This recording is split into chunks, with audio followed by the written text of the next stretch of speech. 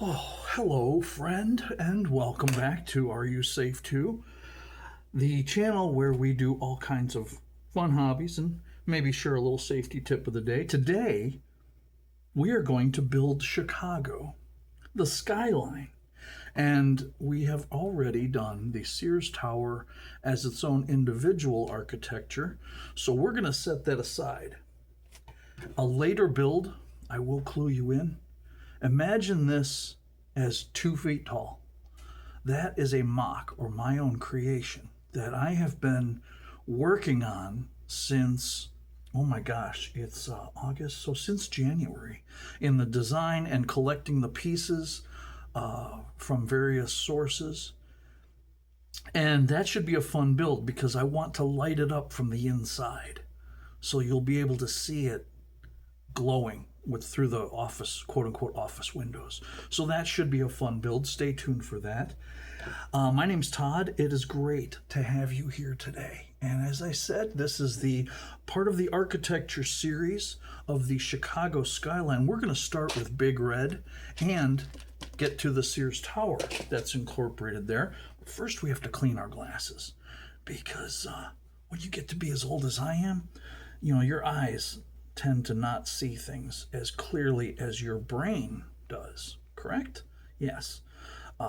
This is a great set. I have found this through the aftermarket since it has retired for several years, and it is quite a collectible. It is not the easiest to source at a good price because the resale of both mint in box and used is up there. I mean, some people do invest in Lego as a hobby. I do not. I like to build. I like the creative process in building. I like the brick therapy that it provides. I also like to learn new things, not only about the sets that I'm building, but about the process in creating. So with that, I want to do a little spoiler alert. This is the base, and I've already pre-built it because it was, you don't want to sit through that. But it definitely shows the Chicago River. And what Lego did, very creative, is they put a green base plate below. Because if you go to Chicago around St. Patrick's Day, one of the unique parts of that city is they dye the river green. And they use a special agricultural safe fertilizer.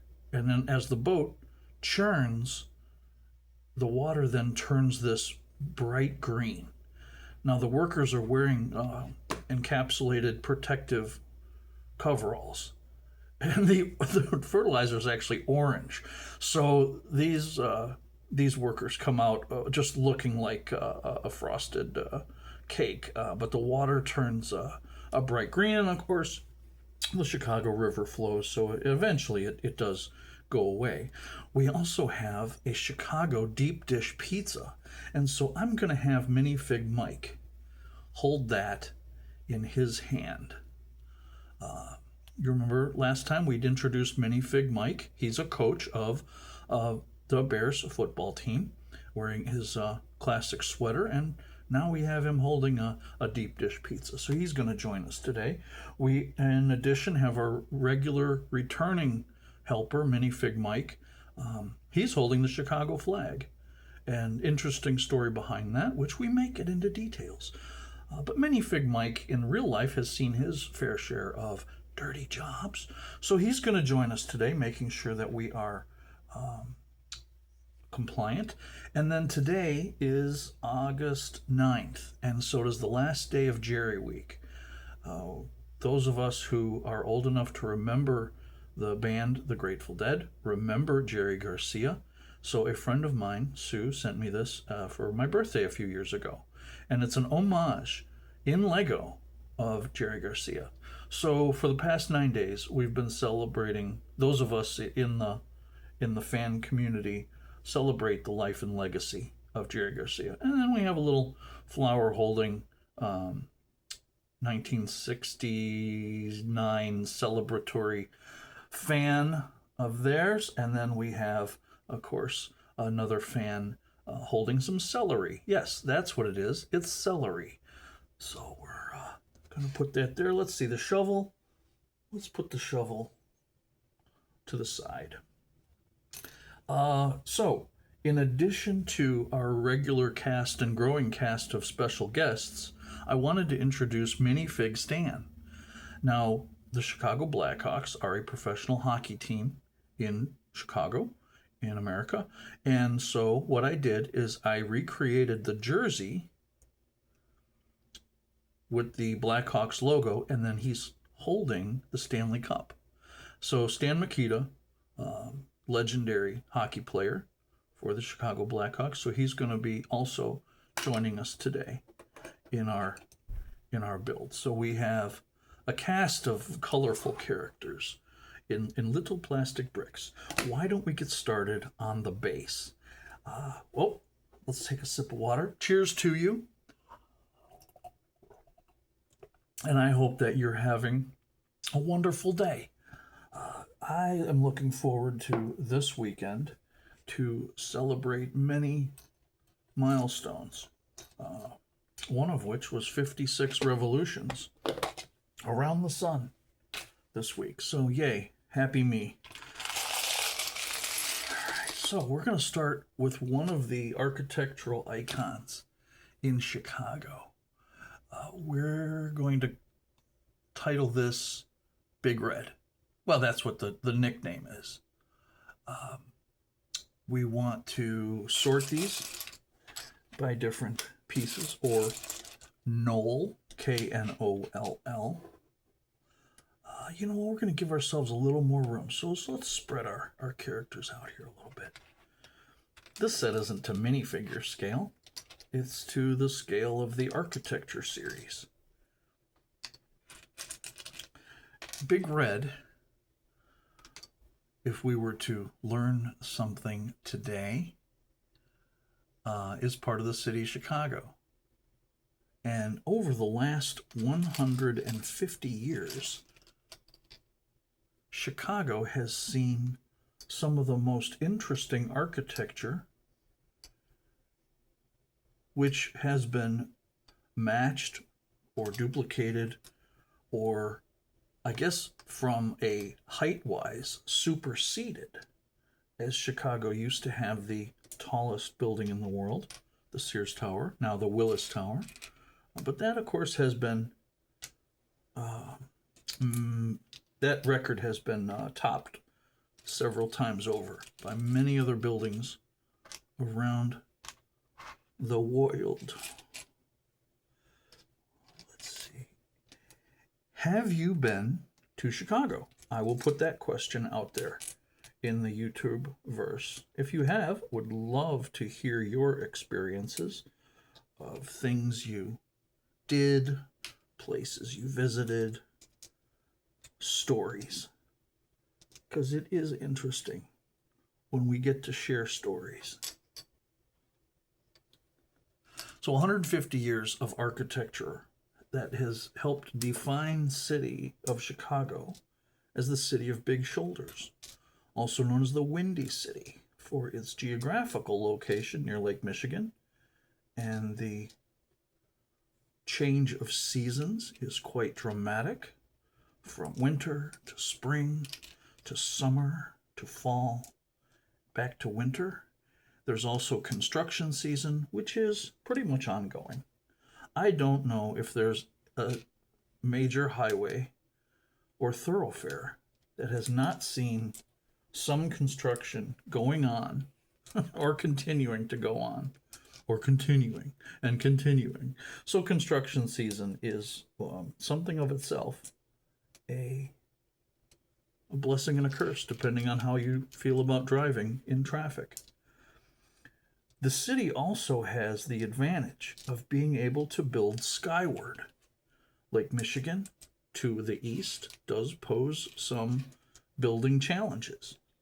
So, as the city has grown out into the suburbs, it has also grown skyward.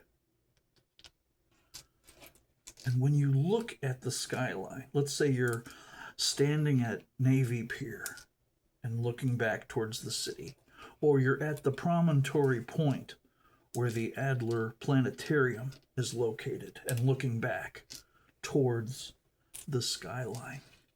It really is striking. The silhouette that the buildings provide and the, I guess, immense satisfaction that Chicagoans, folks who have grown up, live, breathe, work in the city, for the city, with the city, around the city. There's pride.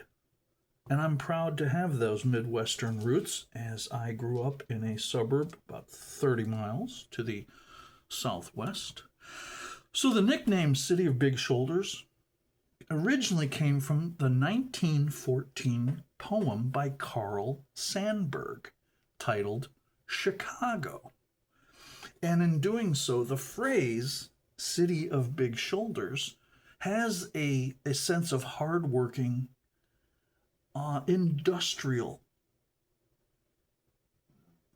sort of people, particularly the working class, these skilled trade laborers who tirelessly, day after day, work, as I said, for in around the city. The City of Big Shoulders, that also reflects the historical role.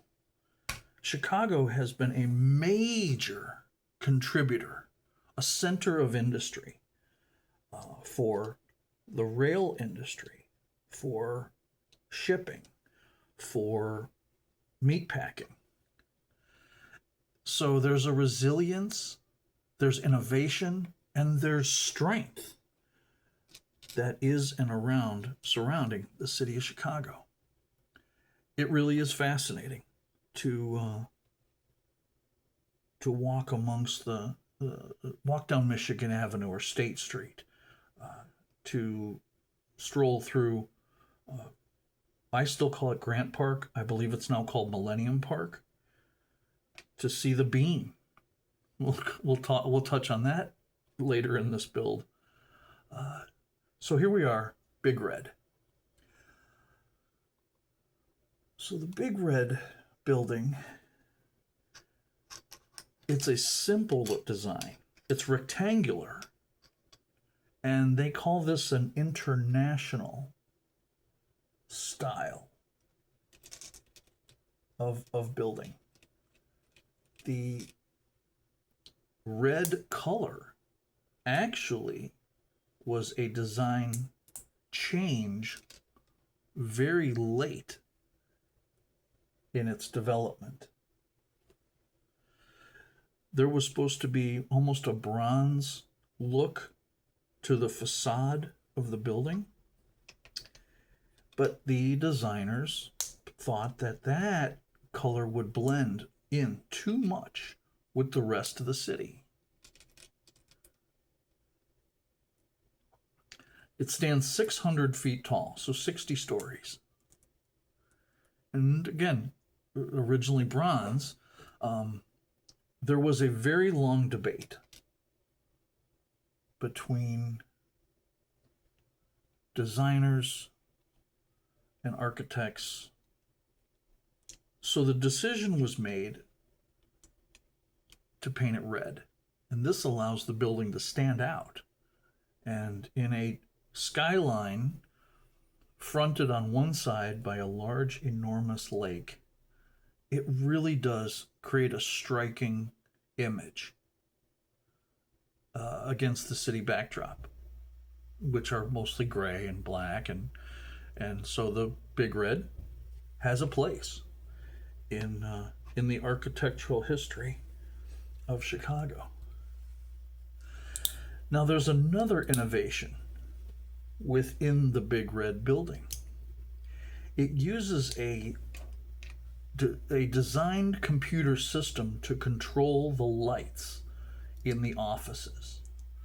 So not only can workers have their office lights on, but the central system can create messages along the the outside of the building from using the office lights, which at the time was pretty innovating. So the computer is programmed to type of, or to show a message. Let's say, "Go Bulls." And it's displayed, and you can see it throughout Millennium Park and along the skyline. And again, it is one of those innovative elements of Chicago that's pretty cool. So if there are festivals downtown, or there are events going on, or celebrations, the city can reflect its pride in its events or festivals or sports teams. And so the building helps with that.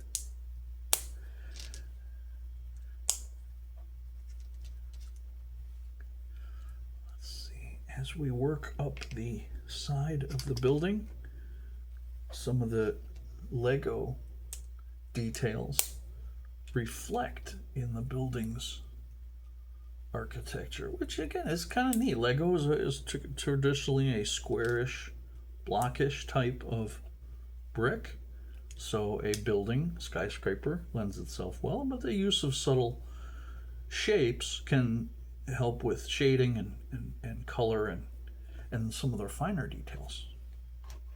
Hats off to the LEGO design team.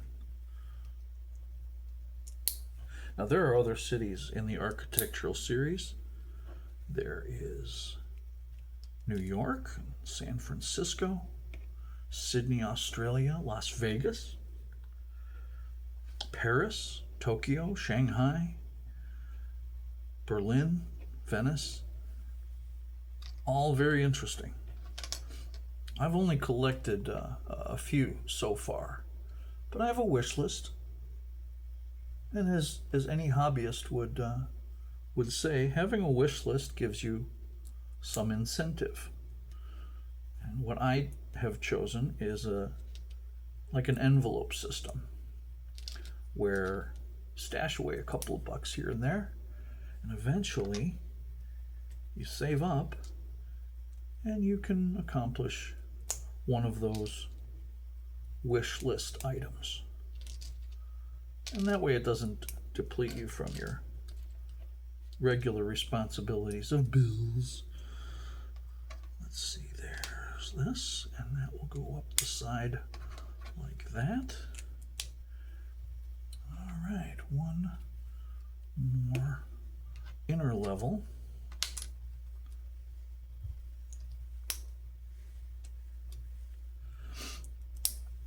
Let's see here, I think this is going to face this way. Now I'll show this to you now, but along the side are these outward facing studs. Those are done on purpose, and you'll see in just a moment how that works.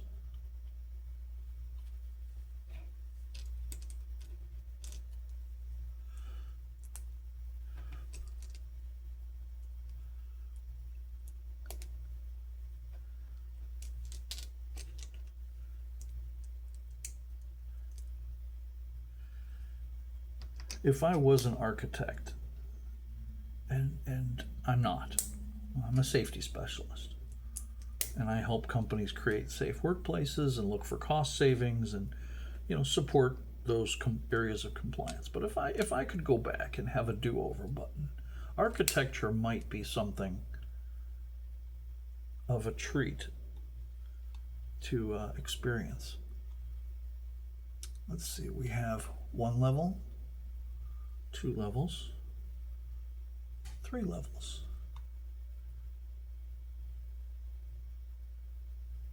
Yes. Now we're going to work on the sides. We're going to start with a plate, and then 1, 2, 3.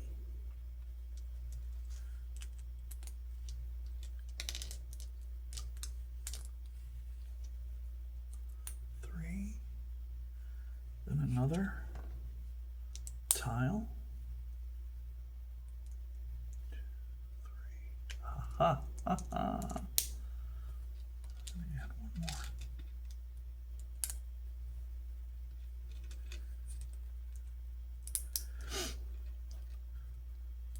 architecture as a career choice. I admire those men and women who can look at a piece of paper, a large drafting piece of paper, and then in their minds, what they see in their head can sketch out their reality. And then from the design could come a model. Architectural models are pretty neat. Aha! So you see how those side pieces allow for the building perimeter to be seen from all four sides. And what about the roof? We're going to put these two and set that there. All right, so in our model, we want to put this on this side of the skyline. So if you can see that, we have our first building, Big Red. Hello, Big Red. All right, what's next? I think we're gonna do a couple of park pieces. All right. So we have bridges, parks,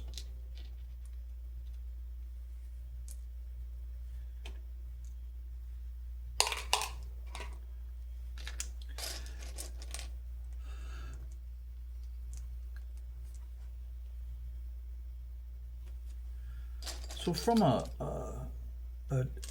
planning perspective, I like how Chicago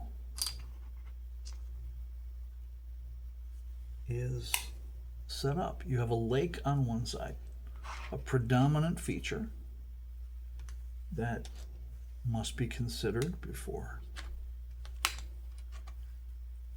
building. So you build up, and you build bridges, and you build skyscrapers, and you build roads and restaurants.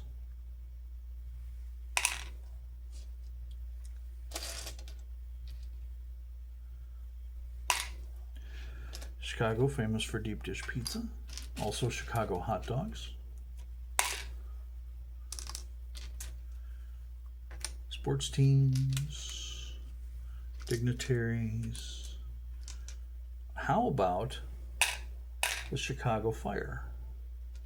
Have you ever heard the legend of Mrs. O'Leary's cow, who knocked over a lantern, and according to legend, that's what started the Great Chicago Fire?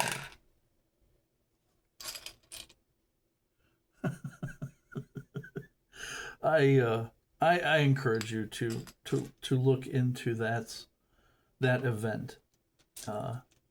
Over time, what do they say? History becomes legend, legend becomes myth, myth becomes lore. It is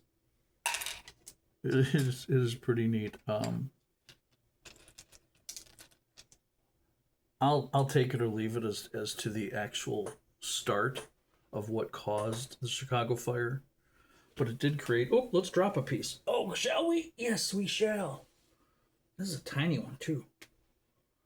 Okay, feet, don't fail me now. Oh, there we go. So, because of the devastating effect the Chicago Fire had on the city, they were trying to figure out a creative way, a clever way, and a safe way to dispose and move all the debris, the buildings and the rubble from the fire. And so again, the city planners, designers thought, our lakefront is kind of crappy. We could create a very elegant lakefront that is visually dynamic, could invite people to our city to visit, and when they visit, they will spend money. So let us create a worthy lakefront that is as beautiful as maybe Central Park, inviting for citizens, residents to come out and exercise, play softball. By the way, Chicago style softball uses a 16-inch ball. That is really the official, true softball. Try it sometime. If you're not familiar with playing softball with a kitten ball, 16-inch, circumference, try it. It's awesome. You don't need a glove. So anyway, the city has many features, including the park. There's museums, the Field Museum of Natural History, the Shed Aquarium, full of exotic displays,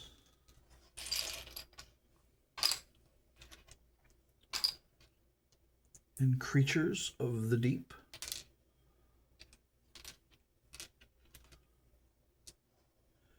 You have McCormick Place, which is one of the top convention centers and conference centers. Centrally located, Chicago is easy to get to. So if you work on the East Coast, would it be more cost efficient to have your conference in Chicago or all the way out west? And vice versa. If you work on the West Coast, sure, Orlando is a great place for conventions and they do it upright. But Chicago also offers many advantages for travel. You have road and rail and airplane. So you have the elevated, the Chicago L, instead of a subway. And then they do have a couple of trains that go under the city, but when you're downtown and you see those elevated tracks and you hear the trains going overhead, it's, again, another sight to see. And a ride. There's one that'll take you from Midway Airport downtown.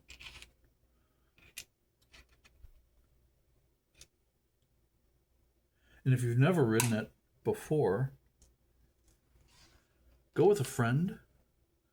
Go with a friend who is familiar with the city, because it's a city of big shoulders.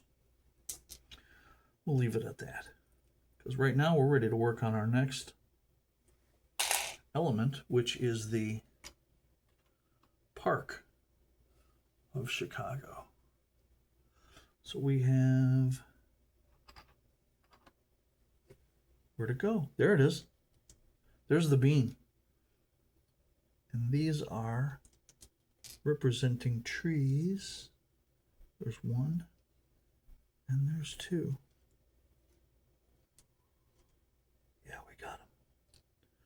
We got them. So we're going to put two trees here, and that's just a symbol of the immense park. Oh, I can't forget Buckingham Fountain, another icon of the Chicago skyline. The fountain is quite large, has a light display at night, and the various water features can be programmed to, this is a neat display. Buckingham Fountain's also a good central meeting point for groups. So if you are going to, let's say, the Art Institute, or the Guthrie, or the Opera House, you can say, I'll meet you at the Buckingham Fountain. Where are we at? Sears Tower. We have Big Red. We have the Bean. We have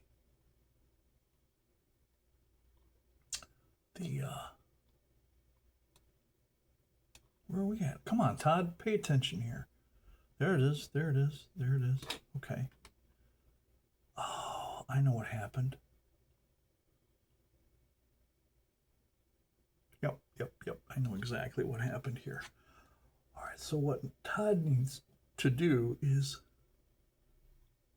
pay attention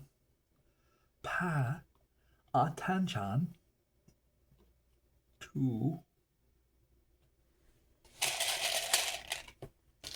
windows.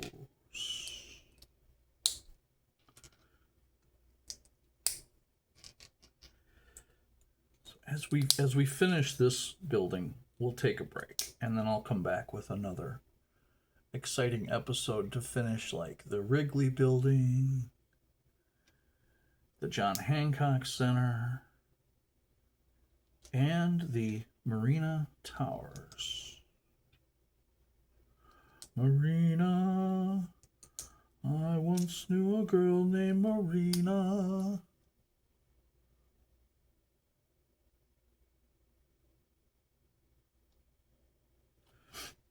Where's my... There's that. Then we have the two clear. There's one on this side. And covered by that. Then we have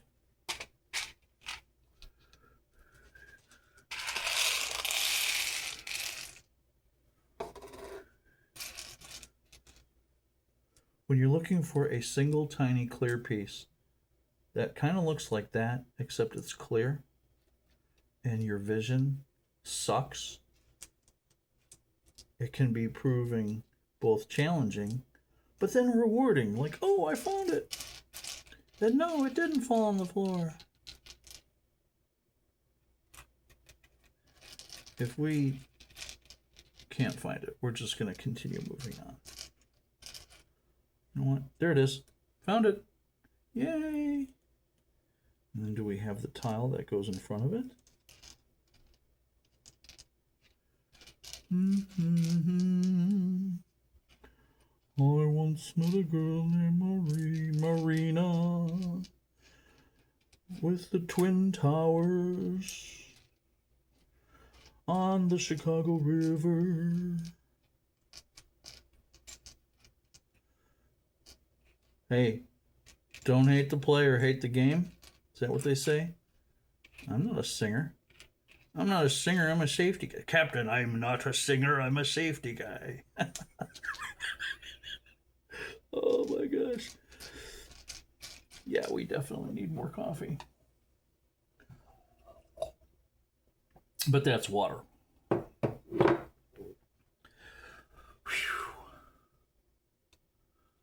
All right. Well, as luck would have it,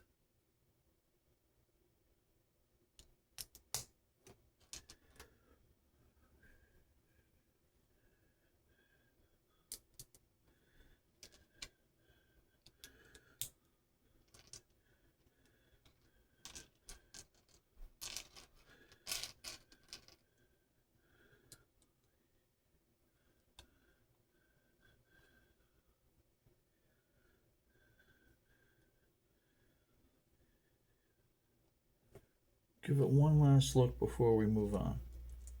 Nope.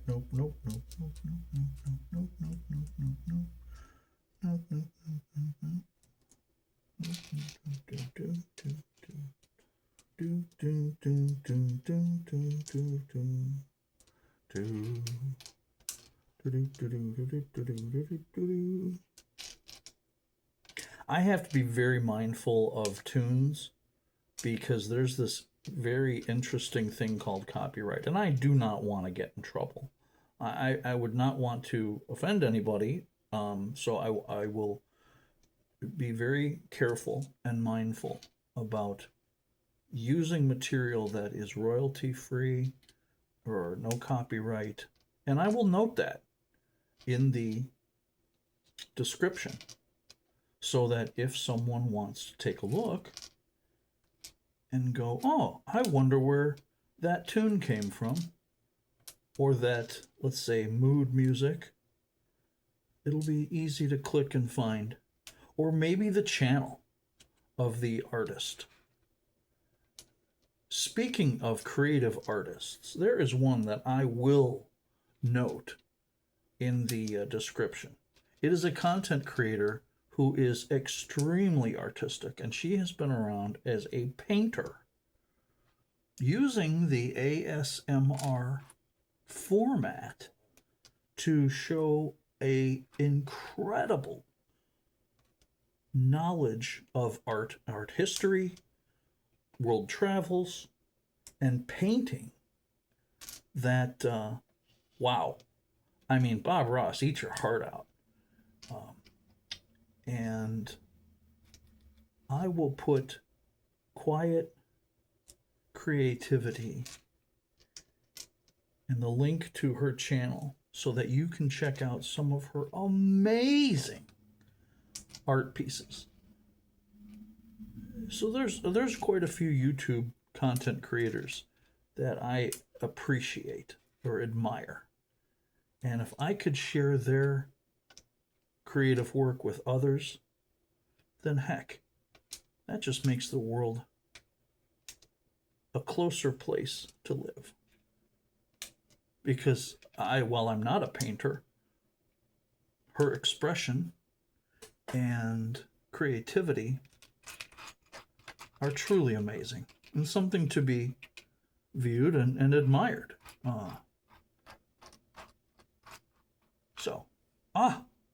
Is that it? That's it. I found the other piece to our walk-in foundation level entryway of the Sears Tower. Now the rest of this should go pretty smooth. We're going to attach this to the base here.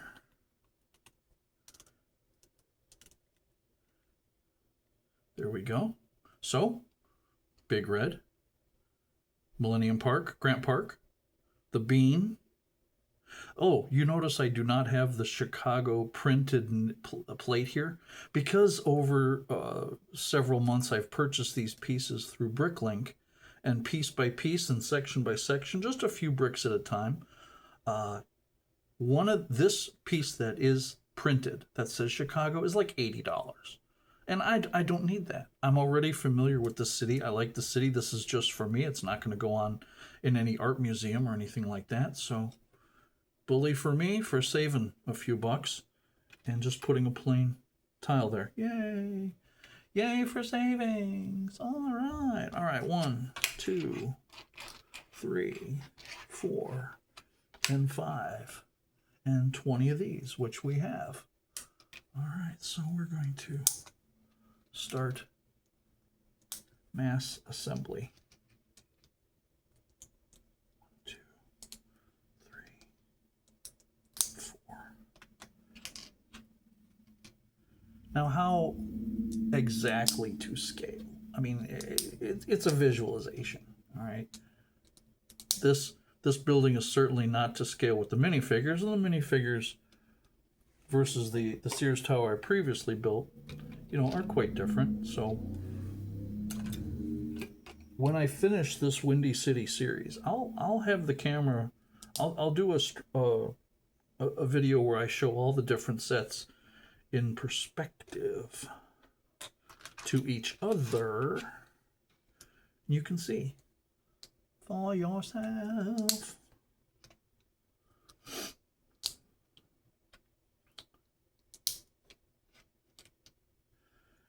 If you so dare, in the comments, you're welcome to list the city you live in and what are some of the more outstanding architecture or restaurants or parks or zoos, or what makes your city unique. What would draw someone to the attention on a globe or a map to say, I want to go visit there. You leave something in the comments. We have 1, 2, 3, 4, 5. You know what we're going to do with all these? We're going to stack them on top of each other.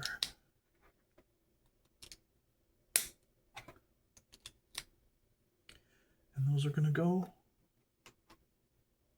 let's see, we want to put those right there. Our building's getting taller, going skyward. The interesting thing about the Sears Tower is that when it was built in 1974, it used a bundled tube design. So there are actually 9 square tubes, and then every so often there is a band that bundles these tubes together, and then the building continues to go skyward. It's 110 stories. That is tall. When you figure an average building floor from floor to ceiling is 10 feet, that's pretty tall. And the Willis or Sears Tower was completed in 1974, and it cost $175 million at the time. That's $175 million in 1974. That would equal in today's 2025 to 1.9 billion to create, if you were to create the Sears Tower, Willis Tower today. And that is neat. We're putting 2 levels on.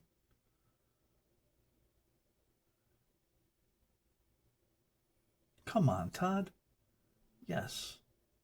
Yes, we are. Boy, I can't see worth diddly today. All right. I guess we are putting 2 levels on.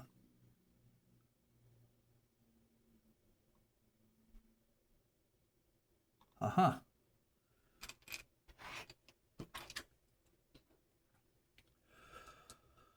All right.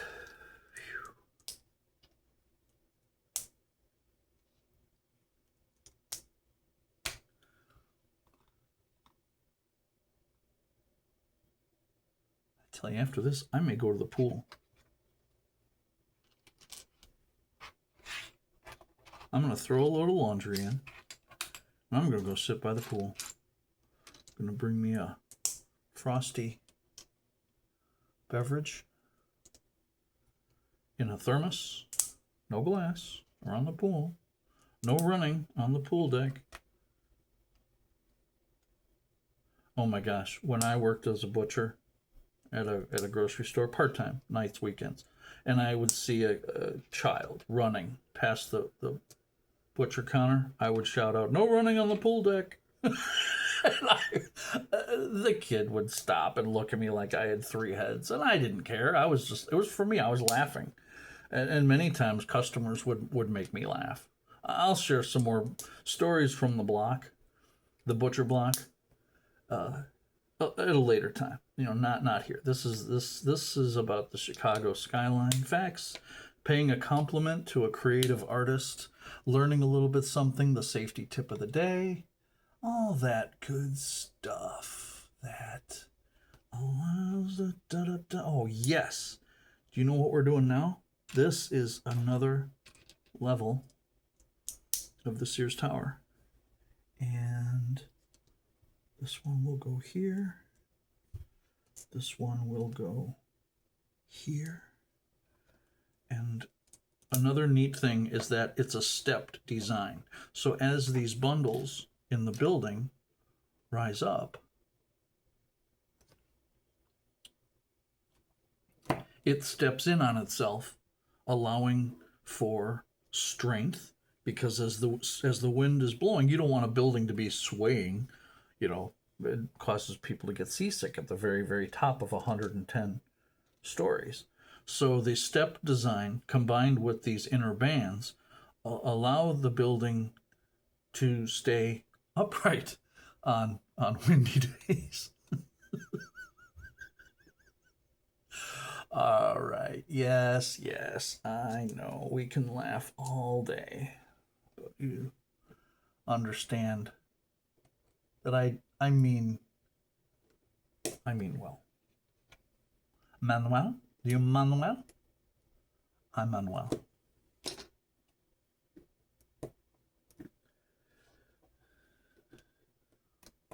So we've reached the first step, and we'll continue building upwards from there. All right, so we have 2 and 1.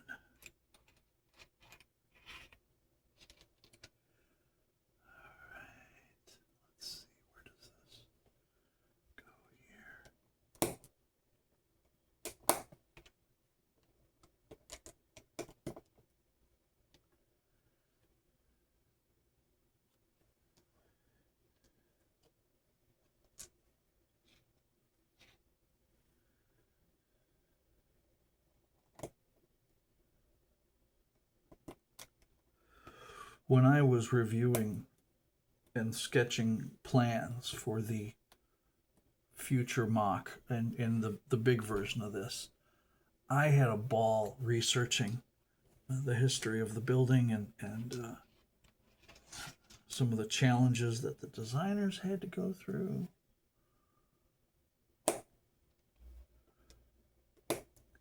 One of which was elevators. How do you get people to work? And this is a commercial building. There's no residences in the Sears Tower. But how do you get people from the ground to their various offices? Well, elevator. And elevators are set at various heights. There's even various speeds. You can go from the ground to the sky deck in like 70 seconds. It travels so fast.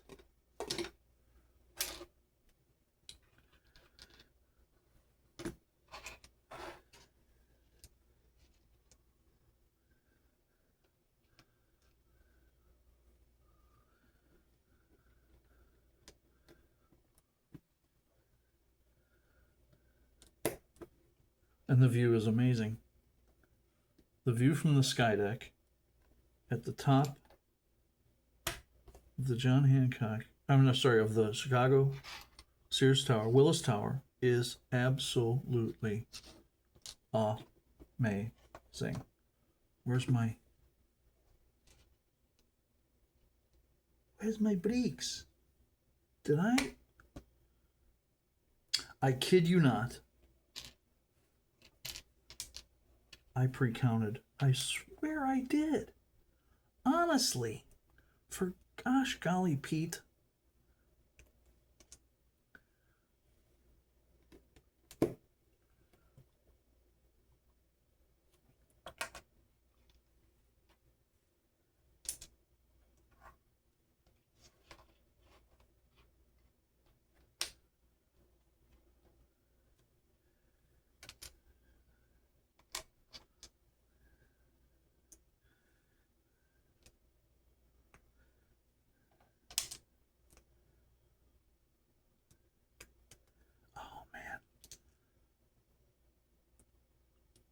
Where's my brick separator? When you need one, right? I have that ready for the next build. I didn't think I'd need it for this build. Oh, Todd. Todd, Todd, Todd, Todd, Todd, Todd, Todd, Todd, Todd, Todd, Todd, Todd, Todd.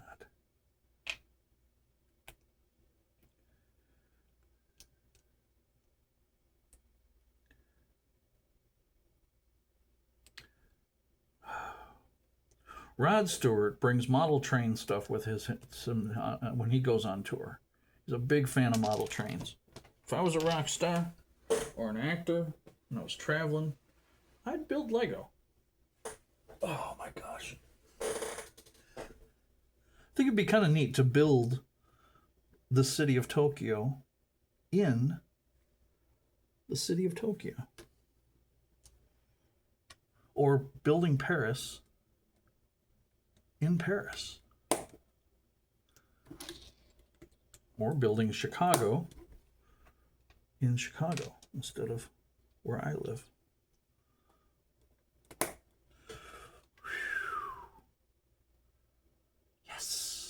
have reached another stepped level of our building.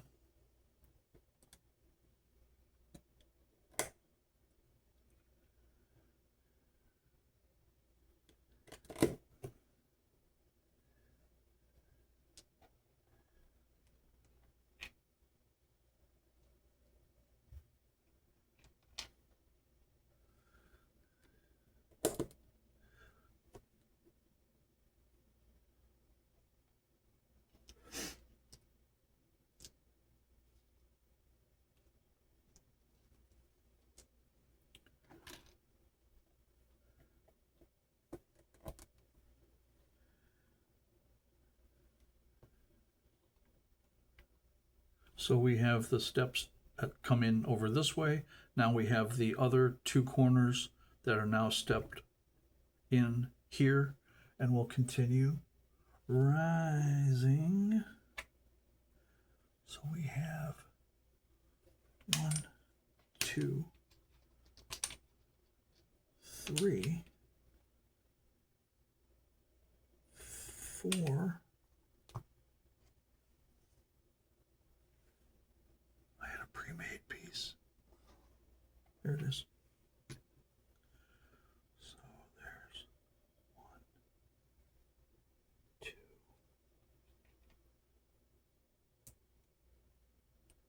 3. I don't believe this.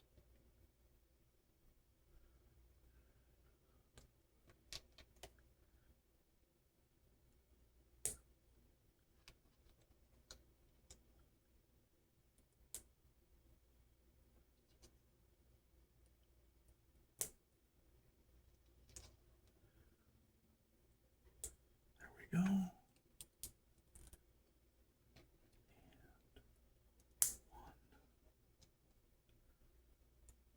2,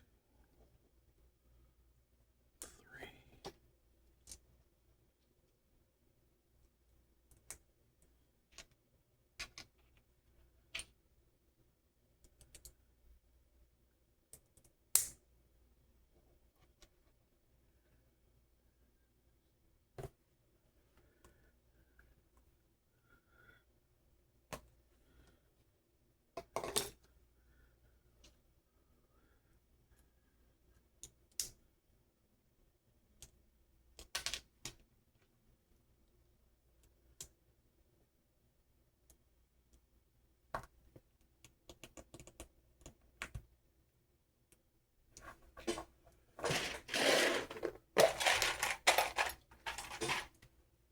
Sometimes you just got to use a separator.